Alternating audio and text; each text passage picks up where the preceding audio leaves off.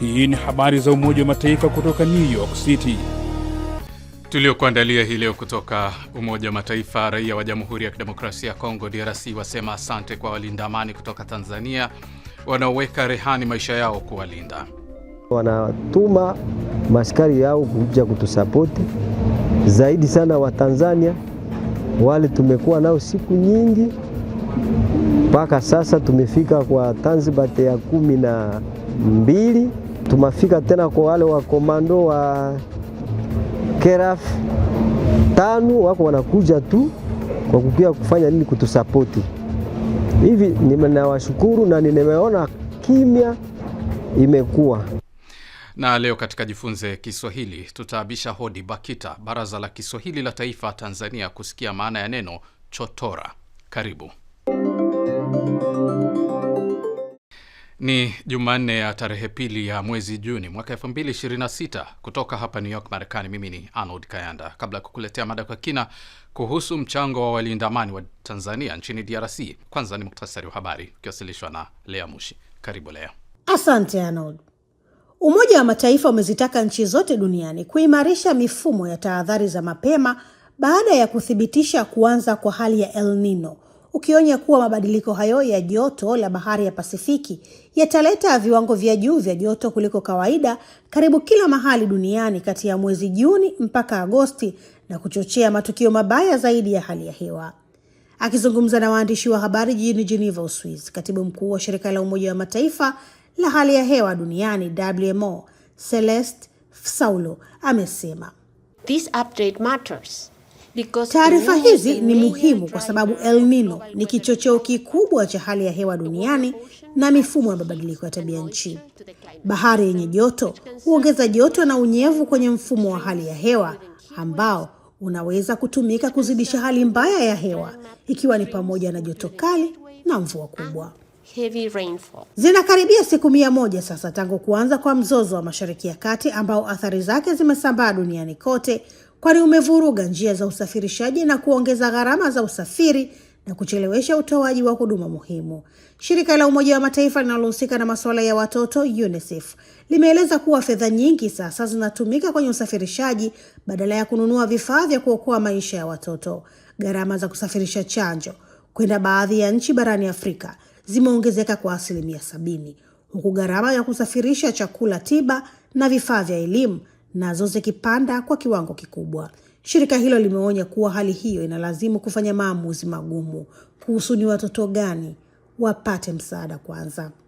Na tunamalizia na mlipuko wa ugonjwa wa Ebola uliogundulika nchini Jamhuri ya Kidemokrasia ya Kongo DRC na Uganda mwezi uliopita Mei, ambapo mpaka sasa watu 49 wamepoteza maisha, 48 nchini DRC na 1 nchini Uganda. Mkurugenzi mkuu wa shirika la Umoja wa Mataifa la Afya Ulimwenguni WHO, Dr. Tedros Adhanom Ghebreyesus, amezitaka jumuiya za kimataifa kutoa usaidizi unaohitajika ili kudhibiti mlipuko. Pia amezihimiza nchi kutoweka vikwazo vya usafiri kwa DRC ili kuhakikisha msaada wa kiafya na kibinadamu unaweza kufikia kiwango kinachohitajika. Mwisho wa muktasari wa habari. Asante sana Lea Mushi kwa kutuletea muktasari wa habari. Hivi punde ni Jifunze Kiswahili, ambapo leo tutabisha hodi Baraza la Kiswahili la Taifa Tanzania BAKITA. Salia hapo hapo tafadhali. Integrally, solemnly swear to exercise in all loyalty, discretion and conscience the functions entrusted to me as Secretary General of the United Nations, to discharge these functions and regulate my conduct وفي أداء عملي سوى مصالح الأمم المتحدة وحدها, and not to seek or accept instructions in regard to the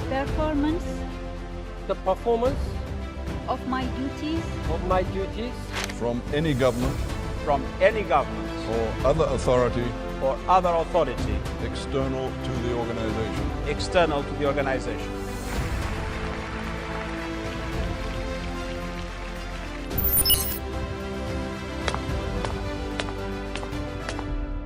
Ni habari za Umoja wa Mataifa kutoka hapa Marekani kupitia katika channel yetu ya YouTube Habari za UN na pia katika televisheni wa shirika. Vile vile unaweza kutembelea wavuti wetu ambao ni news.un.org/SW kwa taarifa na makala. Mimi ni Arnold Kayanda. Tunasonga mbele na sasa ni wasawa mada kwa kina. Tarehe 29 Mei, mwisho wa wiki iliyopita, dunia imeadhimisha siku ya walinda amani duniani. Na hapa makao makuu, maadhimisho rasmi yatafanyika Ijumaa wiki hii.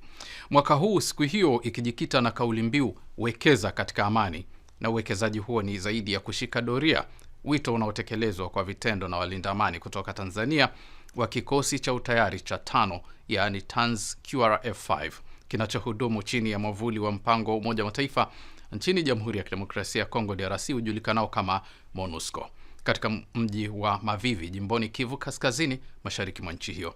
Je, ni yapi zaidi wanayoyafanya na raia wa DRC wanasemaje? Ungana na Private Habibu Shaban kutoka katika ile taarifa iliyoandaliwa na afisa habari wa kikundi hicho Captain Ali Ituja. Ninailinda nchi dhidi ya adui wote na shiriki kutunza amani duniani. Kwa maafa, majanga, huduma na hali mbaya, natoa msaada na ushirikiano. Naam, hayo ni maneno adhimu na ya kizalendo ambayo huimbwa kwa hisia katika ubeti wa pili kwenye wimbo wa Jeshi la Ulinzi la Wananchi wa Tanzania. Ubeti huo unaakisi mpango wa Umoja wa Mataifa wa DPPA unaolenga kuzuia, kusuluhisha na kudhibiti migogoro ya kisiasa kwa njia ya amani, ambapo kikundi hiki kutoka Tanzania Mei 29 mwaka 2026 kinaungana na walinda amani wengine zaidi ya 700,000 duniani kote katika misheni 11 za Umoja wa Mataifa katika maadhimisho hayo. Imeshapita miaka zaidi ya 10 wa ndugu zetu wa Tanzania waliweza kupoteza majeshi zao askari. Nasema pole, sababu kama mtu anatoka nchi nyingine anakuja anapoteza maisha, ile ni upendo kubwa ya hiyo nchi pamoja na nchi ya kwetu. Huyo ni Chifu Jacques Manoku wa kata ya Matembo vilipo vikundi vya MONUSCO mjini Mavivi, alipokuwa akizungumzia namna walinda amani kutoka Tanzania wameendelea kujitoa na hata kupoteza maisha wakati wakitekeleza jukumu la ulinzi wa amani nchini humo. Chief Manoku ameendelea kupongeza ushirikiano bora ambao umekuwa na tija baina ya kikundi hicho na raia wa Jamhuri ya Kidemokrasia ya Kongo, na hata wanatuma maskari yao kuja kutusapoti zaidi sana wa Tanzania. Wale tumekuwa nao siku nyingi, mpaka sasa tumefika kwa Tanzibate ya 12. Tumefika tena kwa wale wa komando wa Keraf 5, wako wanakuja tu kwa kukia kufanya nini? Kutusapoti. Hivi ninawashukuru na nimeona kimya imekuwa. Ukiachilia mbali doria za kiusalama zinazofanywa, kikundi hiki cha TANZ QRF cha 5 kimeendelea kushirikiana na wakazi wa mji wa Beni na Mavivi katika shughuli mbalimbali za kijamii, kwa kuwa ustawi wa maisha kwa raia hao ndio kipaumbele, kama anavyoeleza kaimu kamanda kikosi TANZ QRF cha 5 Meja Wenslaus Mayoka. Tunashirikiana na wananchi katika mambo mbalimbali. Tumeweza kuwafundisha mambo ya ujasiriamali, wameweza kusoma masomo ya kompyuta.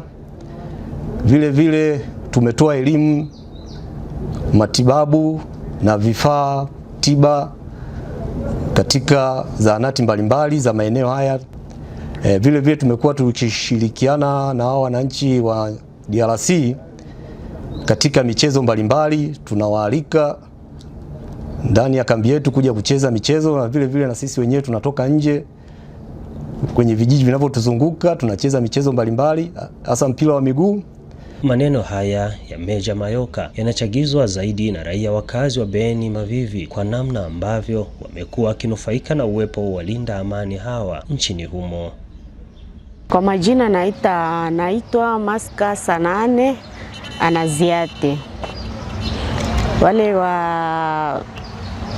wa Tanzania wanakuja hapa Kongo, wametusaidia sisi wa mama kuweza kujitegemea, kushona, saa vile kusuka nyele, saa vile kupiga chakula. Wametuonesha gizi na zisia wa mama tunaweza kujitegemea. Kwa majina kwanza naitwa kwa jina la Frederick Kalunga Grace. Wametusaidia sana hapa mjini mwetu, kijiji chetu. Watu wengi tunakuja wanatusaidia kwa elimu, kujifunza kushona, kujifunza kama kuranda mbao. Wamingi wameshafahamu hiyo kazi. Wamingi hapa juzi tumemaliza seansa moja ya kujua kompyuta. Hiyo imetusaidia sana, na sisi kama wakaaji vijana tumeshasaidiwa. Kwa hiyo maelimu mbalimbali tofauti tumepewa na hao watu.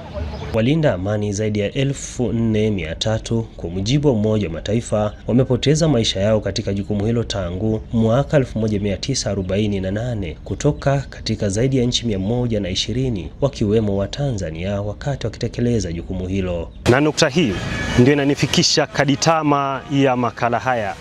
Kutoka Beni Mavivi, jimbo la Kivu Kaskazini, mashariki mwa Jamhuri ya Kidemokrasia ya Kongo, mimi ni Private Habibu Shabani. Masalam, hadi wakati mwingine. Shukrani sana Private Habib Shabani kwa mada hii kwa kina. Na sasa ni wakati wa kujifunza lugha ya Kiswahili, ambapo leo mtaalamu wetu Oni Sigala kutoka Baraza la Kiswahili la Taifa nchini Tanzania BAKITA anafafanua maana ya neno chotora. Sasa hivi ukitembea au ukipita katika duka lolote au mahali popote, neno expire date hata mtoto mdogo anajua na wanaelewa lina maana gani, lakini wengi au baadhi yao hawaelewi kwamba hilo ni neno la Kiingereza, ambayo expire date au outdated ni maneno ambayo yanaonyesha kwamba tarehe ya matumizi ya hicho kitu imepita. Sasa katika Uswahili tunaita chotora. Mathalan, mafuta haya chotora yake ni lini? Unaweza ukauliza namna hiyo na ikawa rahisi badala ya kuuliza ina expire lini.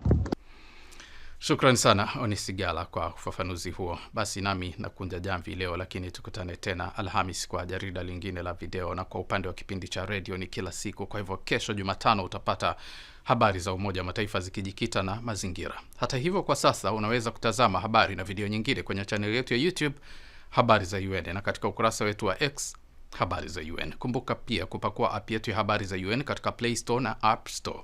Kwa niaba ya wote walioshiriki kukuletea jarida hili, mimi ni Arnold Kayanda na kutakia amani na kwaheri kutoka New York, Marekani.